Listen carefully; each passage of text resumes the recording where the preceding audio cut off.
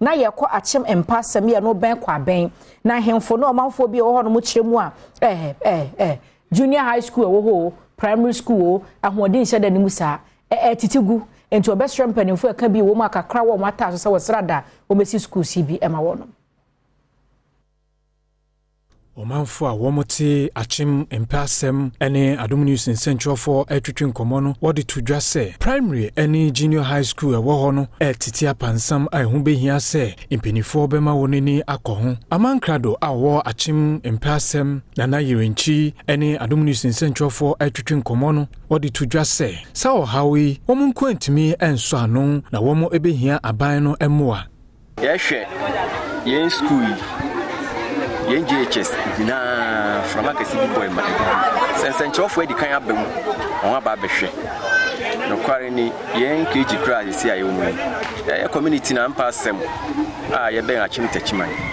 yen na yen man ye ma yan hoden etimi esi school na nyame adom yetimi aboso yesre yan hoden sa nyame aban mrem no mo ayen Assemblyman War Premotobre Jones Akufu enso editu dwa se woma ya hoboa se womo ne aban no ebeka bom se ne womo ebetimi etu anamon bia edi mfaso ebebre omanfo yi nyina na aban ebetuma Kasee edebeman no waye yan kasa ye krom ha no so yetuma ye mu ha anya yen pipe amanfo nyansa no nsunu na mmom sese ne munya yen school dan from abo mebu FCC buye mu ye nyu bia mo aye ne akeka yansa se ne yesi tribal bi amma wo for the meantime but SHS for no de obi anya bebe nkoi afi yen kwan titru yen kwan da ho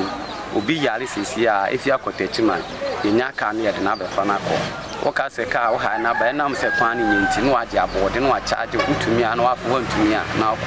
jama manfo ble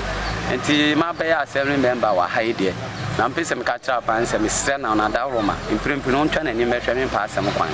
na omisisi no mai ya so mo abi e ho a ye de beboa no na watuma boa na kwan na ye yi aman ye de aseda be